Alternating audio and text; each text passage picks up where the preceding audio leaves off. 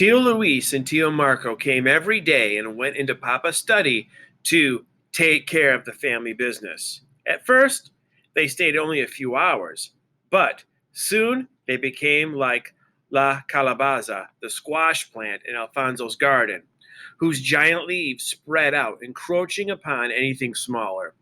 The uncles eventually stayed each day until dark, taking all their meals at the ranch as well. Esperanza could tell that Mama was uneasy with their constant presence. Finally, the lawyer came to settle the estate. Mama, Esperanza, and Abuelita sat properly in their black dresses as the uncles walked into the study. A little too loudly, Tio Luis said, "Ramona, grieving does not suit you. I hope you will not wear black all year."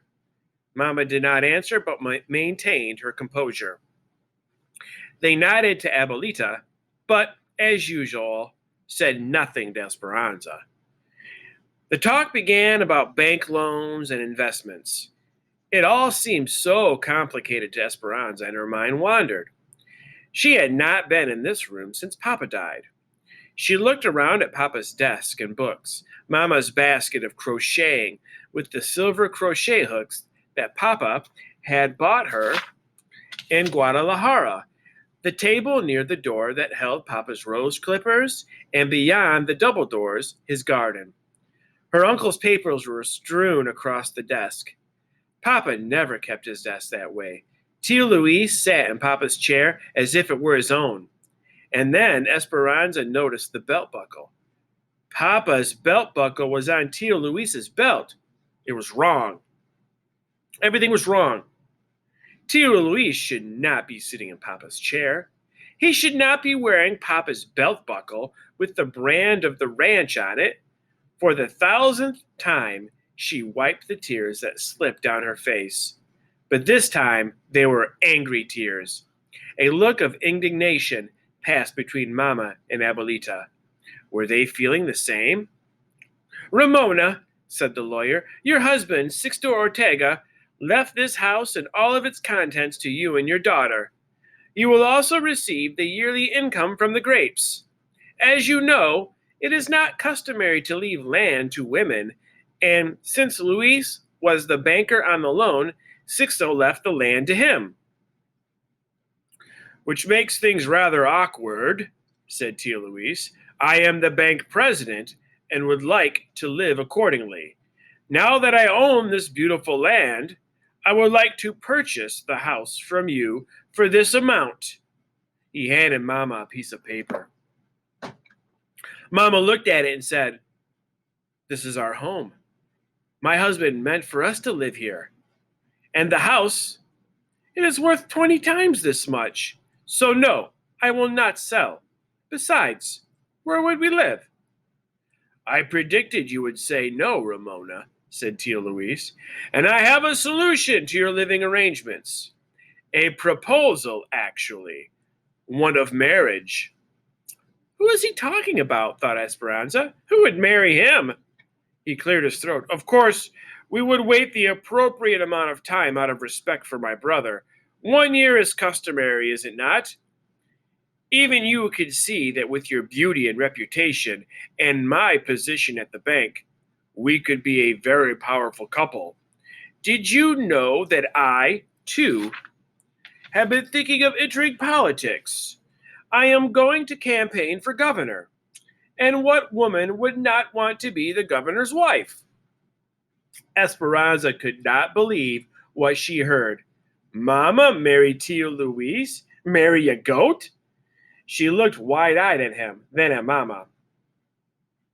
Mama's face looked as if it were in terrible pain. She stood up and spoke slowly and deliberately. "I have no desire to marry you, Luis, now or ever. Frankly, your offer offends me." Tio Luis's face hardened like a rock, and the muscles twitched in his narrow neck.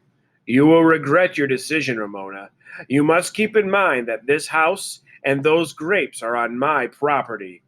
I can make things difficult for you, very difficult. I will let you sleep on the decision, for it is more than generous." Tio Luis and Tio Marco put on their hats and left. The lawyer looked uncomfortable and began gathering documents. Vultures, said Abuelita. Can he do this? Asked Mama. Yes, said the lawyer. Technically, he is now your landlord.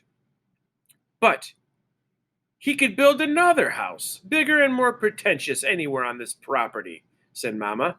It is not the house that he wants, said Abuelita. It is your influence he wants. People in this territory loved Sixto and respect you. With you as his wife, Luis could win any election. Mama stiffened. She looked at the lawyer and said, Please officially relay this message to Luis. I will never, ever change my mind. I will do that, Ramona, said the lawyer. But be careful. He is a devious, dangerous man. The lawyer left and Mama collapsed into a chair, put her head in her hands and began to cry. Esperanza ran to her. Don't cry, Mama. Everything will be all right. But she didn't sound convincing, even to herself, because all she could think about was what Tio Luis had said, that Mama would regret her decision. That evening, Hortensia and Alfonso sat with Mama and Abuelita discussing the problem. Esperanza paced and Miguel quietly looked on. Will the income from the grapes be enough to support the house and the servants? Said Mama. Maybe, said Alfonso. Then I will stay in my home, said Mama. Do you have any other money? Asked Alfonso. I have money in the bank, announced Abuelita. And then, more quietly, she added, Luis's bank. He could prevent you from taking it out, said Hortensia. If we need help, we could borrow money from our friends, from Senor Rodriguez, said Esperanza. Your uncles are very powerful and corrupt, said Alfonso. They can make things difficult for anyone who tries to help you. Remember, they are the banker and the mayor. The conversation continued to go in circles. Esperanza finally excused herself. She walked out to Papa's garden and sat on a stone bench. Many of the roses had dropped their petals, leaving the stem and the rose hip, the green, grape-like fruit of the rose. Abuelita said the rose hip contained the memories of the roses, and that when you drank tea made from it, you took in all the beauty that the plant had known. These roses have known Papa, she thought. She would ask Hortensia to make rosehip tea tomorrow. Miguel found her in the garden and sat beside her. Since Papa died, he had been polite but still had not talked to her. Anza, he said, using her childhood name, which rose is yours? In recent years, his voice had become a deep throttle. She hadn't realized how much she missed hearing it. The sound brought tears to her eyes, but she quickly blinked them away. She pointed to the miniature pink blooms with delicate stems that climbed up the trellises. And where's mine? Asked Miguel, nudging her like he did when they were younger and told each other everything. Esperanza smiled and pointed to the orange sunburst next to it. They had been young children the day Papa had planted one for each of them. What does all mean, Miguel? There are rumors in town that Luis intends to take over the ranch one way or another. Now that it seems true, we'll probably leave for the United States to work. Esperanza shook her head as if to say no. She could not imagine living without Hortensia, Alfonso, and Miguel. My father and I have lost faith in our country. We were born servants here, and no matter how hard we work, we will always be servants. Your father was a good man. He gave us a small piece of land and a cabin. But your uncles, you know their reputation.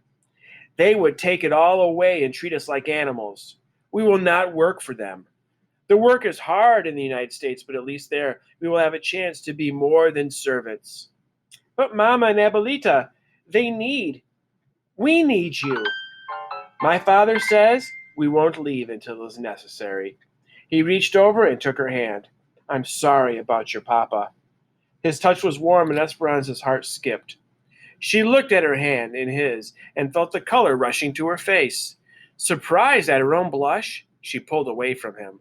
She stood and stared at the roses. An awkward silence built a wall between them. She glanced quickly at him. He was still looking at her, with eyes full of hurt. Before Miguel left her there, he said softly, "You were right, Esperanza. In Mexico, we stand on different sides of the river." What does that mean to stand on different sides of the river, do you think?